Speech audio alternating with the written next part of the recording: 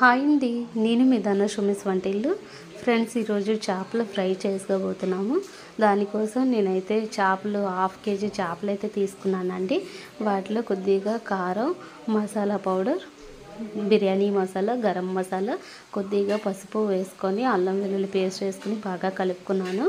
కలుపుకున్న దాంట్లో డీప్ ఫ్రైకి సరిపడా ఆయిల్ అయితే వేసుకున్నానండి. వాటిని నేనైతే బాగా ఫ్రై చేసుకుంటున్నాను. కొద్దిసేపు ఫ్రై అయ్యాక మీరైతే గరిటెతో అటు ఇటు తిప్పుకోండి. నాకు కొద్దిగా ఫ్రై అయ్యాయి కాబట్టి నేను అటు ఇటు తిప్పుకుంటున్నాను అనమాట. సో చూస్తున్నారు కదా, చాలా టేస్టీగా ఉంటాయండి. మనం ప్రత్యేకంగా ఇంకా వండుకోవాల్సిన అవసరం లేదు. మా వారికి ఇలా ఫ్రై చేసిన చేపలు అంటే చాలా ఇష్టం అనమాట.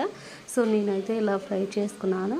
చూస్తున్నారు కదా, మన చేపల ఫ్రై అయితే చాలా సింపుల్ అండి. ఇంగ్రీడియంట్స్ కూడా ఎక్కువ అవసరం లేదు. నేనైతే మసాలా కారాన్ని తీసుకున్నానండి, గరం మసాలా కూడా తీసుకున్నాను, అల్లం వెల్లుల్లి పేస్ట్, ధనియాల పౌడర్ తీసుకోవాలన్నమాట.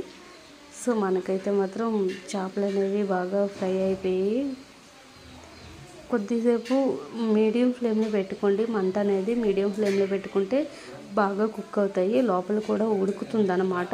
మీడియం ఫ్లేమ్లో పెట్టుకుంటేనే మనకి చేపలు అనేవి బాగా ఫ్రై అవుతాయండి. సో చూస్తున్నారు కదా, నాకైతే చేపలు ఆల్మోస్ట్ ఫ్రై అయిపోయాయి అన్నమాట.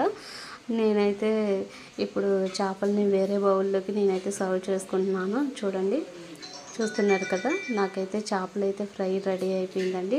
చాలా టేస్టీగా ఉంటాయి, చాలా బాగుంటాయి కూడాను చేపలు.